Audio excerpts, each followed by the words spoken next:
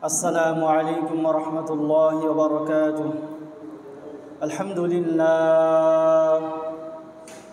لله نحمده ونستعينه ونستغفره ونعوذ بالله من شرور أنفسنا ومن سيئات أعمالنا. من يهده الله فلا مضل له ومن يضلله فلا هادي له، ونشهد أن لا إله إلا الله وحده لا شريك له، ونشهد أن سيدنا وسندنا وحبيب ربنا ومولانا محمد صلى الله تعالى عليه وعلى آله وأصحابه وبارك وسلم تسليما كثيرا وكثيرا. أما بعد، فقد قال الله تبارك وتعالى في كلامه المجيد وفرقانه الحميد: أعوذ بالله من الشيطان الرجيم. بسم الله الرحمن الرحيم. وسبح بحمد ربك قبل طلوع الشمس وقبل غروبها. صدق الله العلي العظيم وصدق رسوله النبي الكريم، ونحن على ذلك من الشاهدين والشاكرين. بلغ العلا بكماله، كشف الدجى بجماله، حسنت جميع خصاله، صلوا عليه وآله। সবাই মুহাব্বতের সাথে দরুদ ইব্রাহিম পড়ি। আল্লাহুম্মা সাল্লি আলা মুহাম্মাদিন ওয়া আলা আলি মুহাম্মাদ কামা সাল্লাইতা আলা ইব্রাহিম ওয়া আলা আলি ইব্রাহিম ইন্নাকা হামিদুম মাজিদ। اللهم بارك على محمد وعلى آل محمد كما باركت على إبراهيم وعلى آل إبراهيم إنك حميد مجيد صلى الله عليه وسلم। আলহামদুলিল্লাহ, আল্লাহ রব্বুল ইজ্জতের দরবারে অসংখ্য অগণিত শুকরিয়া, যে মহান রব আমাদেরকে বিগত জুমা থেকে জুমা পর্যন্ত হায়াত দিয়েছেন। পাশাপাশি কত মানুষ দুনিয়া থেকে চলে গিয়েছে বিভিন্ন অসুস্থতার কারণে, বিভিন্ন রোগে। এর মধ্য থেকে আল্লাহ সুবহানাহু ওয়া তাআলা আমাদেরকে অসুখ বিসুখ মুক্ত রেখেছেন এবং সপ্তাহের শ্রেষ্ঠতম দিন জুমার দিনে মসজিদের মধ্যে আগে আগে আসার বসার এবং কোরআন সুন্নাহর আলোকে কিছু কথা বলার এবং শোনার তৌফিক দিয়েছেন। এই জন্য সবাই রবের দরবারে অবনত মস্তকে শুকরিয়া আদায় করি, আলহামদুলিল্লাহ। আল্লাহ সুবহানাহু ওয়া তাআলা যখন মানুষ সৃষ্টি করলেন, মানুষ সৃষ্টি করার আগে আমরা ঘটনা শুনিয়েছিলাম, আল্লাহ সুবহানাহু ওয়া তাআলা ফেরেশতাদের সাথে পরামর্শ করেছিলেন যে হে আমার ফেরেশতারা, আমি তো ইচ্ছা করতেছি দুনিয়াতে মানুষ সৃষ্টি করব। তখন ফেরেশতারা বলেছিল, হে আমাদের রব, মানুষ সৃষ্টি করার কি দরকার? আমরাই তো আপনার তাসবিহ তাহলিল আদায় করি, আপনার পবিত্রতা বর্ণনা করি, আপনার বরত্ব বর্ণনা করি, তো আবার নতুন করে মানুষ বানিয়ে আপনার পবিত্রতা বর্ণনা করানোর তাসবিহ তাহলিল জিকির আজকার পাঠ করানোর কি দরকার? আমরাই তো যথেষ্ট। এর থেকে বোঝা যায় যে ফেরেশতাদের কাজই হচ্ছে তাসবিহ তাহলিল করা। অর্থাৎ আমরা জানি ফেরেশতারা কি খায়, ফেরেশতারা কি ঘুমায়? ঘুমায় না। ফেরেশতারা কি কোনো গুনাহ করে? তাদের গুনাহ করার জিনিসই তাদের মধ্যে নাই। গুনাহ করার যে একটা মনোবৃত্তি, যে চাহিদা, এই চাহিদাটাই ফেরেশতাদের মধ্যে আল্লাহ তাআলা দেন নাই। ফেরেশতাদের একমাত্র কাজ হচ্ছে সব সময় একদম তাদেরকে সৃষ্টি করার থেকে নিয়ে যেদিন কিয়ামত কায়েম হবে এর আগ পর্যন্ত প্রত্যেকটা ফেরেশতাকে সৃষ্টি করার পর তার একমাত্র কাজ হচ্ছে তাসবিহ তাহলিল আদায় করা, অর্থাৎ আল্লাহ তাআলার পবিত্রতা বর্ণনা করা। সুবহানাল্লাহ, আলহামদুলিল্লাহ, লা ইলাহা ইল্লাল্লাহ, আল্লাহু আকবার, এই সমস্ত তাসবিহাত আদায় করা হচ্ছে ফেরেশতাদের কাজ। ফেরেশতাদের আর কোনো কাজ নেই। কোনো ফেরেশতা হাদিসের মধ্যে আসছে এই যে রুকুর মধ্যে রয়েছে কিয়ামত পর্যন্ত সেই রুকুর মধ্যে থাকবে আর বলতে থাকবে সুবহানা রাব্বিয়াল আযীম, সুবহানা রাব্বিয়াল আযীম, এভাবে বলতে থাকবে। আবার কিছু ফেরেশতা আছে যারা সিজদার মধ্যে পড়ে রয়েছে, তারা কিয়ামত পর্যন্ত পড়তে থাকবে সুবহানা রাব্বিয়াল আ'লা, সুবহানা রাব্বিয়াল আ'লা, এইভাবে পড়তে থাকবে। তো আল্লাহ তাআলা বিভিন্ন ফেরেশতাকে বিভিন্ন কাজের মধ্যে আল্লাহ তাআলা নিয়োজিত রেখেছেন, আর তাদের প্রধান কাজ হচ্ছে আল্লাহ তাআলার তাসবিহ আদায় করা, আল্লাহ তাআলার পবিত্রতা বর্ণনা করা, এইটাই হচ্ছে তাদের কাজ। তো যখন আল্লাহ সুবহানাহু ওয়া তাআলা মানুষ সৃষ্টি করলেন, তখন চাইলেন যে ফেরেশতাদের থেকে কিভাবে মানুষকে দামি বানানো যায়। যেহেতু এই ফেরেশতারা আমি মানুষ বানানোর পথে আমাকে না বানানোর পরামর্শ দিয়েছিল। কেন? কারণ তারা ভাবছে যে আমরাই তো তাসবিহ তাহলিল আদায় করি, তো আবার মানুষ বানানোর কেন দরকার। তখন আল্লাহ তাআলা চাইলেন যাদেরকে আমি বানাবো তারা যাতে ফেরেশতাদের চাইতেও উপরের তবকায় থাকে, উপরের শ্রেণীতে থাকে। এই জন্য আল্লাহ সুবহানাহু ওয়া তাআলা পবিত্র কালামের মধ্যে দেখা যায় বিভিন্ন আয়াতে বিভিন্নভাবে আল্লাহ তাআলা আমাদেরকেও তাসবিহাত আদায় করতে বলেছেন, যাতে করে ফেরেশতারা যেই কাজ করে এই কাজ যাতে আমরাও করতে পারি, এবং ফেরেশতারা যেই কাজ করার ক্ষমতা নাই ওই কাজ থেকে বিরত থাইকা আমরা যাতে ফেরেশতাদের চাইতেও দামি হইতে পারি। এখন দেখেন, ফেরেশতাদের চাইতে দামি হওয়া লাগলে ফেরেশতারাও তাসবিহ আদায় করে, আমরাও তাসবিহ আদায় করি, তাহলে তো আমরা সমান সমান। উপরে যাইতে পারলাম, উপরে কিন্তু এখনও যাইতে পারি নাই। তার মানে বোঝা যায় উপরে যাওয়ার জন্য কোনো একটা অপশন, কোনো একটা সিস্টেম আছে যার মাধ্যমে আমরা ফেরেশতাদের চাইতেও দামি হয়ে যাব। সুবহানাল্লাহ। কি হইতে পারে সেটা? দেখেন, ফেরেশতাদের গুনাহ করার ক্ষমতা নাই, ফেরেশতাদের মধ্যে হিংস্র জানোয়ারের স্বভাব নাই, কিন্তু আমি আপনি মানুষ, আমার মধ্যে হিংস্র জানোয়ারের স্বভাব আছে, আমার মধ্যে গুনাহ করার ক্ষমতা আছে। আমি আপনি যদি ওই হিংস্র জানোয়ারের স্বভাব যদি ছাড়তে পারি, আমি আপনি যদি গুনাহর পথ ছাড়তে পারি, তাহলে ফেরেশতাদের চাইতে আরেক ধাপ আমরা আগায় গেলাম, তখন আমরা ফেরেশতাদের চাইতেও দামি হয়ে গেলাম। সুবহানাল্লাহ, কত বড় কথা। ফেরেশতাও তাসবিহাত আদায় করে, সুবহানাল্লাহ, আলহামদুলিল্লাহ, এগুলো পড়ে, আমরাও পড়ি, তাহলে সমান সমান হইলাম। ফেরেশতাদের চাইতে আগে যাইতে পারলাম না। আগে যাইতে গেলে কি করতে হবে? আমাদেরকে, যে আমাদের মধ্যে আল্লাহ তাআলা গুনাহ করার ক্ষমতা দিয়েছেন এবং বান্দাকে বলে দিয়েছেন, বান্দা তোমার মধ্যে গুনাহ করার ক্ষমতা দিলাম এবং এটাও তোমার মনের মধ্যে দিয়ে দিলাম যে গুনাহ তুমি চাইলেই না কইরা থাকতে পারবা, আর না কইরা থাকতে পারলেই তুমি আশরাফুল মাখলুকাত, অর্থাৎ সৃষ্টির সেরা জীব হিসেবে তুমি পরিণত হইবা। আল্লাহ তাআলা পবিত্র কালামে বিভিন্ন জায়গায় এই জন্য আমরা দেখি আল্লাহ তাআলা ফেরেশতাদের যে কাজ এটা আমাদেরকেও করতে বলেছেন। কি কাজ? ওয়াসাব্বিহ বিহামদি রাব্বিকা ক্বাবলা তুলুইশ শামসি ওয়া ক্বাবলা গুরুবিহা। আল্লাহ তাআলা পবিত্র কালামের মধ্যে বলেন, বান্দা তোমরা সকাল সন্ধ্যা আমার তাসবিহাত আদায় করতে থাকো। এমনিভাবে সূরা নসরের মধ্যে, সূরা নাসরের মধ্যেও আল্লাহ সুবহানাহু ওয়া তাআলা বলে দিয়েছেন, ফাসাব্বিহ বিহামদি রাব্বিকা ওয়াস্তাগফিরহু ইন্নাহু কানা তাওয়াবা। আল্লাহ তাআলা সূরা নাসরের মধ্যে বলে দিয়েছেন, বান্দা তুমি তোমার রবের শুকরিয়া আদায় করো, তুমি তোমার রবের তাসবিহ আদায় করো, ওয়াস্তাগফিরহু, এবং তার কাছে তোমরা ক্ষমা প্রার্থনা করো। আল্লাহ তাআলা বিভিন্ন জায়গায় বলে দিয়েছেন, বান্দা তোমরা তাসবিহাত আদায় করতে থাকো। এমনিভাবে আমরা দেখি হাদিসের মধ্যে আল্লাহ সুবহানাহু ওয়া তাআলা আল্লাহর রাসূলের মাধ্যমে বিভিন্ন হাদিস আমরা দেখি। আল্লাহর রাসূল সাল্লাল্লাহু আলাইহি ওয়াসাল্লামের প্রসিদ্ধ একটা হাদিস, বুখারী শরীফ কিতাবের নাম শুনেছেন আপনারা সবাই?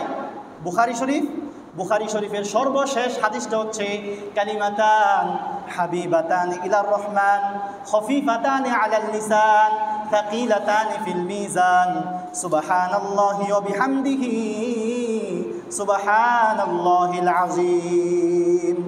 বুখারী শরীফের সর্বশেষ হাদিস। 3 গুণ সম্পন্ন একটা তাসবিহ। 3টা গুণ রয়েছে এই তাসবিহাতের। কি তার 3টা গুণ? একটা গুণ হচ্ছে কালিমাতানি হাবিবাতানি ইলার রহমান, 2টা এমন কালিমা যেই কালিমা 2টা আল্লাহ তাআলার কাছে অনেক বেশি প্রিয়। 1 নম্বর গুণ কি? এই 2টা কালিমা আল্লাহ তাআলার কাছে অনেক বেশি প্রিয়। যত তাসবিহাত সুবহানাল্লাহ, আলহামদুলিল্লাহ, লা ইলাহা ইল্লাল্লাহ, আস্তাগফিরুল্লাহ যত কিছু পড়ি, এইগুলার মধ্যে 2টা কালিমা পরে বলতেছি। 2টা কালিমা কি? এই 2টা কালিমা আল্লাহ তাআলার কাছে সমস্ত তাসবিহাতের মধ্যে বেশি প্রিয়। 1 নম্বর গুণ। 2 নম্বর হচ্ছে খফিফাতানি আলাল লিসান, এই 2টা কালিমা পড়তে জবানে কোনো কষ্ট লাগে না। অর্থাৎ এই 2টা কালিমা পড়তে গেলে জবানে অনেক কষ্ট করতে হয় না, জিহ্বা দিয়া পড়তে এটা অনেক কষ্ট লাগে না। 2 নম্বর গুণ। 3 নম্বর গুণ হচ্ছে তাকিলাতানি ফিল মিজান, যদিও পড়তে সহজ কিন্তু কাল কিয়ামতের ময়দানে মিজানের পাল্লার মধ্যে যখন এই 2টা কালিমাকে ওজন করা হবে, এই 2টা কালিমা অনেক বেশি পরিমাণে ভারী হয়ে যাবে। তাহলে কয় গুণ সম্পন্ন কালিমা? 3 গুণ সম্পন্ন। 1 নম্বর হচ্ছে এই কালিমা 2টা আল্লাহ তাআলার কাছে অনেক প্রিয়। 2 নম্বর গুণ হচ্ছে এই 2টা কালিমা পড়তে কষ্ট লাগে না, অনেক সহজ। আবার 3 নম্বর গুণ হচ্ছে এই 2টা কালিমা যদিও পড়তে সহজ কিন্তু মিজানের পাল্লার মধ্যে অনেক ভারী। সুবহানাল্লাহ। 2টা কালিমা কি? সুবহানাল্লাহি ওয়া বিহামদিহি সুবহানাল্লাহিল আযীম। পড়েন সবাই, সুবহানাল্লাহি ওয়া বিহামদিহি সুবহানাল্লাহিল আযীম। অনেক কঠিন নাকি একদম সহজ? সুবহানাল্লাহি ওয়া বিহামদিহি সুবহানাল্লাহিল আযীম। আল্লাহ তাআলা বলেন, আল্লাহর হাবিব সাল্লাল্লাহু আলাইহি ওয়াসাল্লাম বলেন, এই 2টা কালিমা আল্লাহ তাআলার কাছে সবচেয়ে বেশি প্রিয় এবং এই 2টা কালিমা জবানে পড়তে কষ্ট লাগে না, কিন্তু এই 2টা কালিমা আবার মিজানের পাল্লার মধ্যে সবচেয়ে বেশি ভারী হবে। সুবহানাল্লাহ। এই তাসবিহ আমরা আদায় করব তো ইনশাআল্লাহ। সুবহানাল্লাহি ওয়া বিহামদিহি সুবহানাল্লাহিল আযীম। অন্য একটা হাদিসের মধ্যে আসছে এই 2টা কালিমা পড়লে আসমান এবং জমিনের মাঝখানে যত খালি জায়গা আছে সমস্ত খালি জায়গা আল্লাহ তাআলা সওয়াব দিয়ে পরিপূর্ণ করে দেন। সুবহানাল্লাহ। আসমান এবং জমিনের মধ্যে খালি জায়গা কি সামান্য? আসমান এবং জমিনের মধ্যে খালি জায়গা অল্প একটু নাকি অনেক বিশাল? অনেক বিশাল, বিস্তৃত। তো এই খালি জায়গাটা এই 2টা কালিমা পড়লে সওয়াব দিয়া পরিপূর্ণ হয়ে যায়। সুবহানাল্লাহ। এই জন্য আল্লাহর হাবিব সাল্লাল্লাহু আলাইহি ওয়াসাল্লাম এবং আল্লাহ তাআলাও বিভিন্ন জায়গায় আমাদেরকে যাতে ফেরেশতাদের চাইতেও দামি হইতে পারি এই জন্য এই সমস্ত তাসবিহাত আমাদেরকে শিখিয়ে দিয়েছেন। সুতরাং এই সমস্ত তাসবিহাত আমরা পড়ব তো? অবশ্যই পড়ব। এরপরে আরেকটা বুখারী শরীফের হাদিসের মধ্যে আসছে, মান ক্বালা সুবহানাল্লাহি ওয়া বিহামদিহি ফি ইয়াউমিন মিআতা মাররা। আল্লাহর হাবিব সাল্লাল্লাহু আলাইহি ওয়াসাল্লাম বলতেছেন, যে ব্যক্তি সুবহানাল্লাহি ওয়া বিহামদিহি এই কথাটা দিনে 100 বার পড়বে, আল্লাহর হাবিব সাল্লাল্লাহু আলাইহি ওয়াসাল্লাম বলেন, হুদ্দাত খতায়াহু ওয়ালাউ কানাত মিথলা জাবাদিল বাহরি। কত বড় কথা, চিন্তা করেন।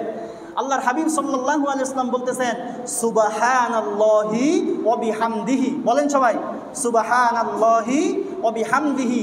যদি এই কালিমাটা কোনো একটা ব্যক্তি, কোনো একটা মুমিন, কোনো একটা মুসলমান যদি দিনে 100 বার পাঠ করে, কয়বার?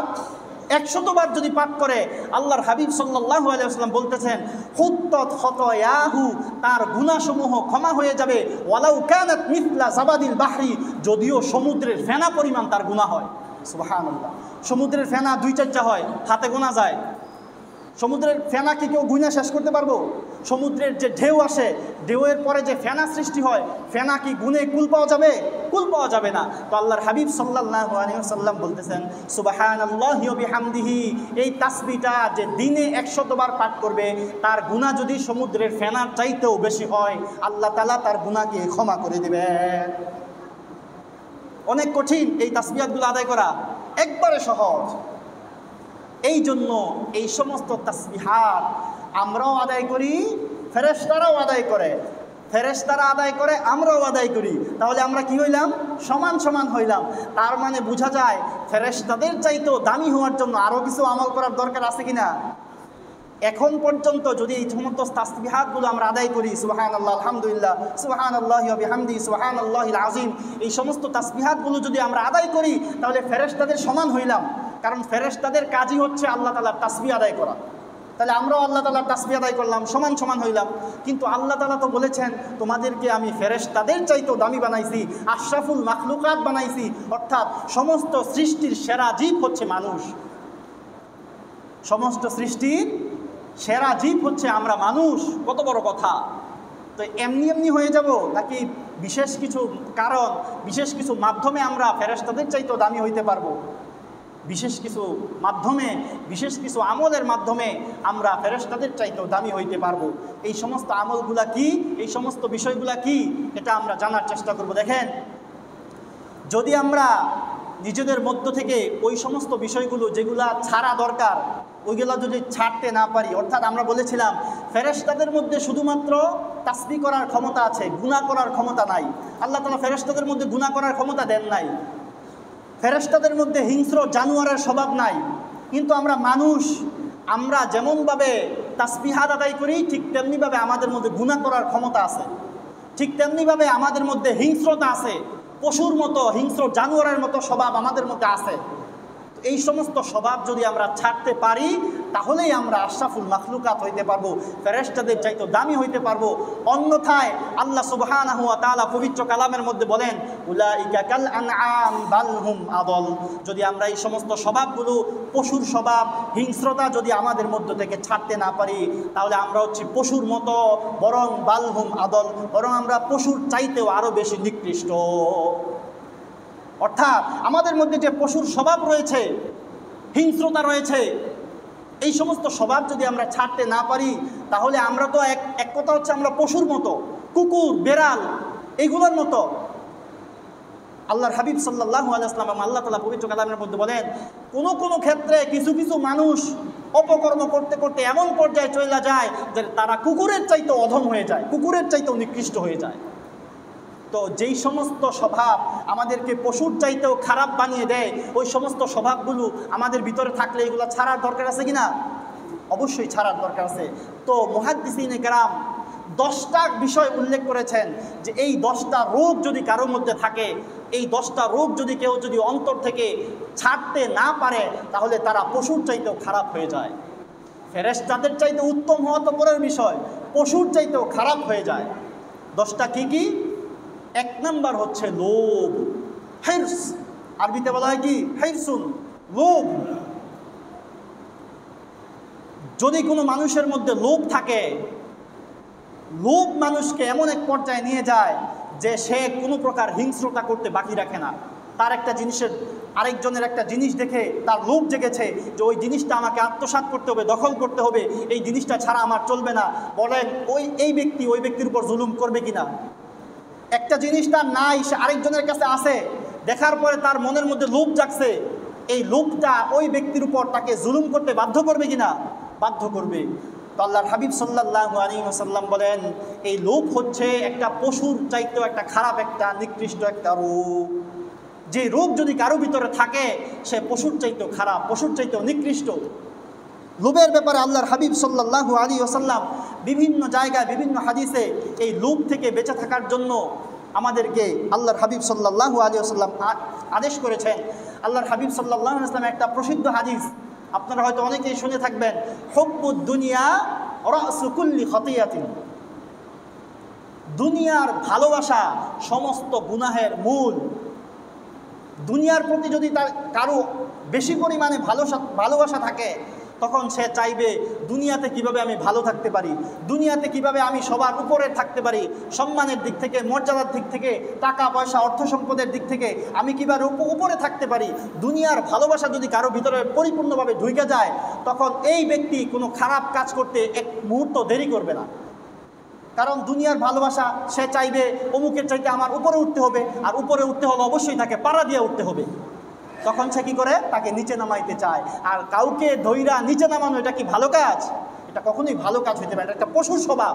পশু দেখবেন একটা কুকুর যখন একটা হাড্ডি পায় তখন আরেকটা পশু তার উপর গিয়ে ঝাঁপায় পড়ে। তো আমার মধ্যেও যদি এমন থাকে যে একজন মানুষ ভালো একটা জিনিস লাভ করলো, আমিও গিয়ে তার উপর ঝাঁপায় পড়লাম, তাহলে এটা কি পশুর রোগ না? পশুর একটা হিংস্রতা, পশুর মধ্যে এই ধরনের বাজে রোগ আছে। এই লোভটা যদি আমরা ছাড়তে না পারি তাহলে আল্লাহর হাবিব সাল্লাল্লাহু আলাইহি ওয়াসাল্লাম বলেন আমি আপনি পশুর চাইতেও নিকৃষ্ট। সংক্ষেপে বলতেছি, দ্বিতীয় নাম্বার হচ্ছে দীর্ঘ আশা। আমি অনেক দিন বাঁচব, অনেক বড় বড় আশা আমার। এই আশা মানুষকে গুমরাহির দিকে ঠেলে দেয়। বলেন দীর্ঘ আশা কি আমাদের জন্য আমাদের চাওয়া হইতে পারে? আমাদের দেখেন, আমাদের এই মহল্লার মধ্যে দীর্ঘ আশা যে কত তুচ্ছ, দীর্ঘ আশা যে করা যাবে না, এটা আমাদের মহল্লার মধ্যে দুইটা ঘটনা একদম চাক্ষুষ আমরা দেখেছি। একটা হচ্ছে আমাদের নাফিস, আরেকটা হচ্ছে আমাদের মুকসাদ কাকা। হঠাৎ করে চলে গিয়েছে, তাদেরও তো কত বড় বড় আশা ছিল। আব্দুল সামাদ কাকার ওনার সন্তানকে নিয়ে কত বড় আশা ছিল কি না? কিন্তু দেখেন এই দীর্ঘ আশা কোনো ফল দেয় না। দীর্ঘ আশা মানুষকে অন্যদিকে নিয়ে যায়, দীর্ঘ আশা মানুষকে কষ্ট দেয়। যখন আপনার কোনো একটা বিষয় নিয়ে অনেক আশা থাকবে, ওই জিনিসটা যখন আপনার লাভ হবে না, আপনার কষ্ট লাগবে কি না? অবশ্যই কষ্ট লাগবে। মনে করেন আপনি একটা বড় একটা জিনিস পাওয়ার আশা ছিল, কিন্তু ওই জিনিসটা অনেক আশায় ছিলেন যে ওই জিনিসটা আপনার হবে, কিন্তু আপনি পাইলেন না, বলেন কষ্ট লাগবে কিনা? কিন্তু আপনার আশা ছিল না, আপনি পেয়ে গেছেন, খুশি লাগবে কিনা? খুশি লাগবে। এই জন্য দীর্ঘ আশা করা যাবে না। আমার আপনার হায়াত মুহূর্তের মধ্যে শেষ হয়ে যাইতে পারে।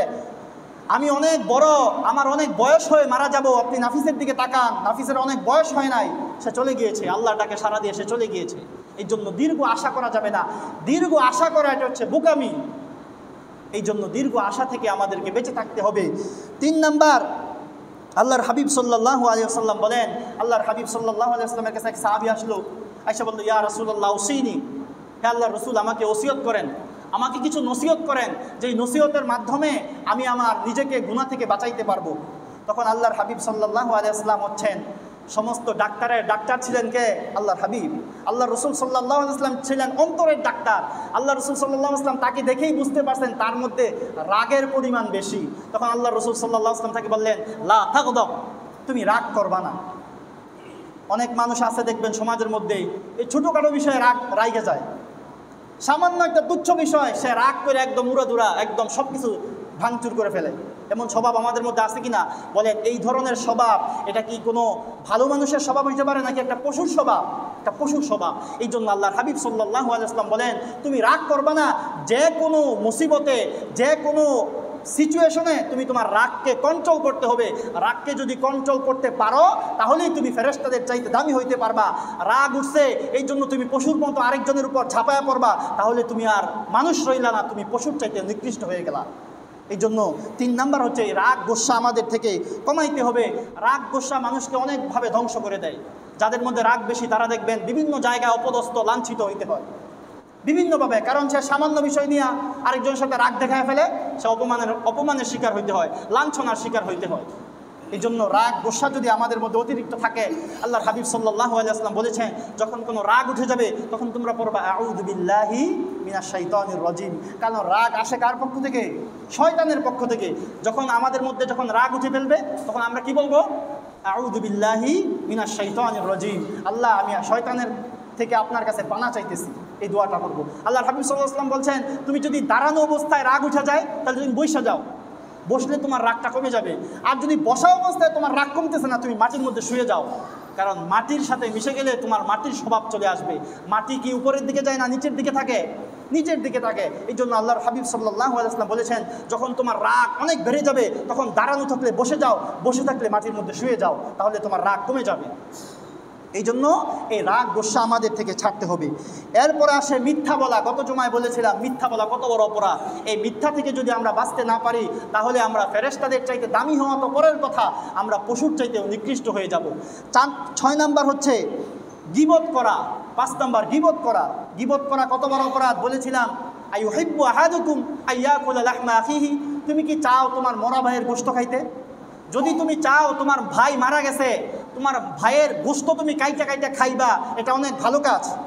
একজন মৃত মানুষ মারা গেছে, তার গোশত কাইটা খাওয়া এটা অনেক অনেক সমাজের মধ্যে সবার চোখে ভালো দৃষ্টিতে দেখার মতো কাজ। আবার হচ্ছে নিজের ভাই মারা গেছে, ভাইয়ের গোশত কাইটা খাইতেছে, এটা কত বড় পশুত্বের মতো একটা কাজ। আল্লাহর হাবিব সাল্লাল্লাহু আলাইহি ওয়াসাল্লাম বলেন, আল্লাহ তাআলা বলেন, গীবত করলা মানে তুমি তোমার মৃত ভাইয়ের গোশত খাওয়ার সমান। তুমি যখন অন্য কারো গীবত করলা, একটা দোষ তার মধ্যে আছে, থাকার পরে এই দোষটা বর্ণনা করলা, আরেকজনের কাছে এসে বললা, ব্যক্তিগত একটা সমস্যা। একটা হচ্ছে সামাজিক সমস্যা, যে সে এমন একটা কাজ করতেছে যেই কাজ করলে পুরা সমাজ বিশৃঙ্খলা সৃষ্টি হবে, এই দোষ নিয়ে আলোচনা করা জায়েজ আছে। একটা কাজ, সে এমন একটা কাজ করতেছে যেই কাজের মাধ্যমে পুরা সমাজের মধ্যে একটা বিশৃঙ্খলা লেগে যাবে, আউল লেগে যাবে, এমন কাজ যদি কেউ করতে থাকে তাহলে এই জিনিসটা আইসা মানুষের কাছে বলা দরকার আছে এবং এটা বলা জায়েজ। কিন্তু সে তার ব্যক্তিগত একটা খারাপ কাজ করতেছে, ব্যক্তিগত খারাপ কাজ, যেটা সমাজের কারো কোনো ক্ষতি হবে না, ব্যক্তিগত কোনো বদামল করতেছে, এই বদামল আপনি আইসা লোকে লোকে বললেন, এটা হচ্ছে গীবত। আল্লাহর হাবিব সাল্লাল্লাহু আলাইহি ওয়াসাল্লাম বলেন, এমনটা যারা করবে সে যেন তার মৃত ভাইয়ের গোশত খায়।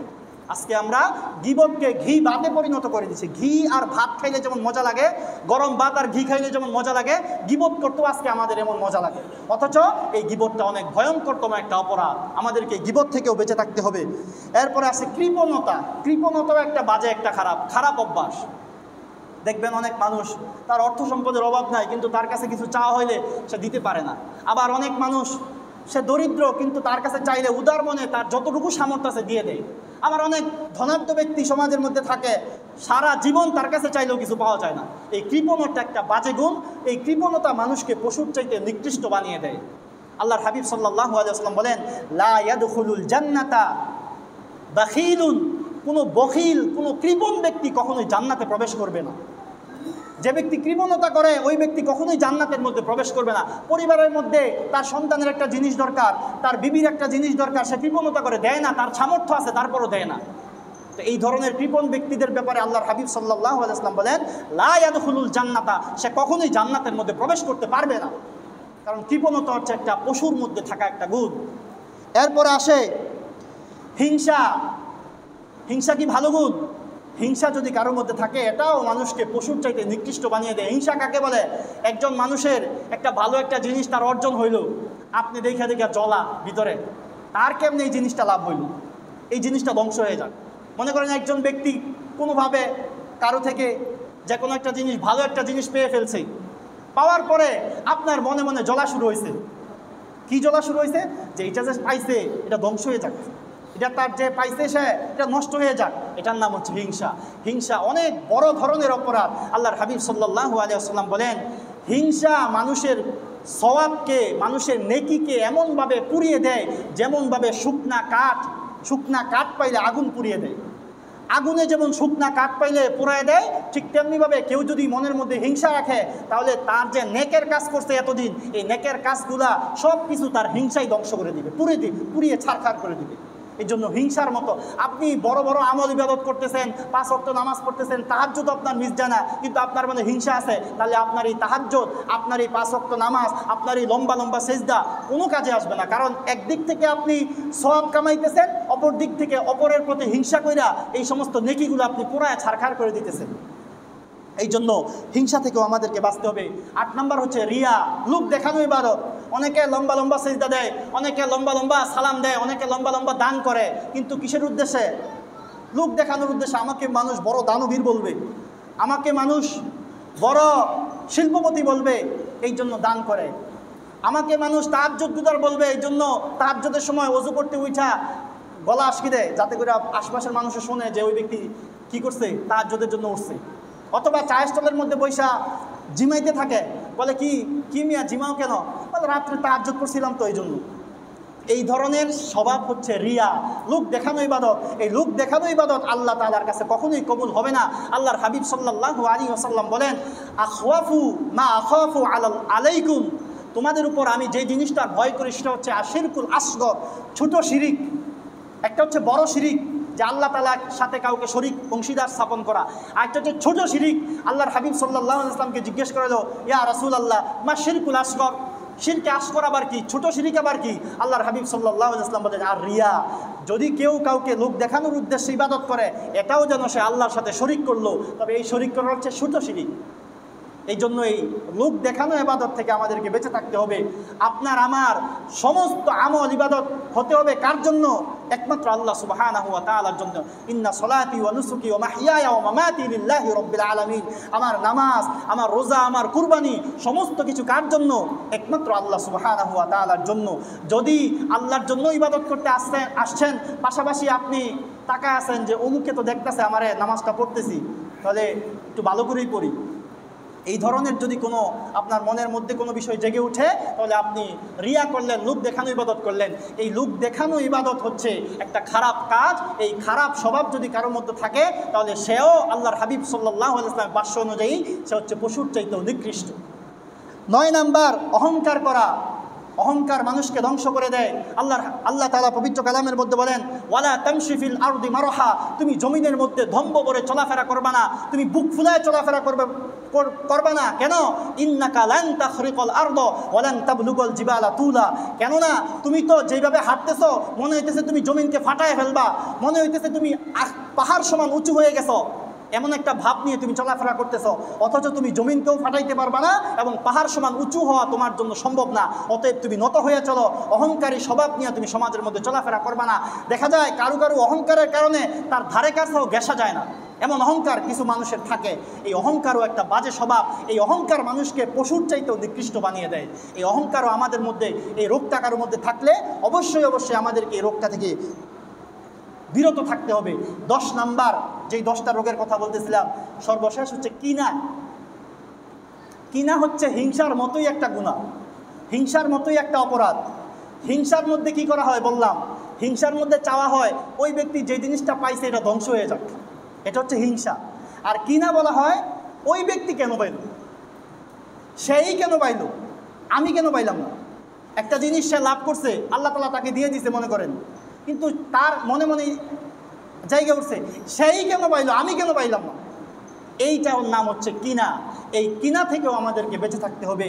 এই যে 10টা অন্তরের রোগের কথা বললাম, এই অন্তরের রোগগুলো যদি আমরা ছাড়তে পারি, তাহলে আমরা আশরাফুল মাখলুকাত, বড় আমরা কি করতে পারবো, আমরা ফেরেশতাদের চাইতেও দামি হইতে পারবো।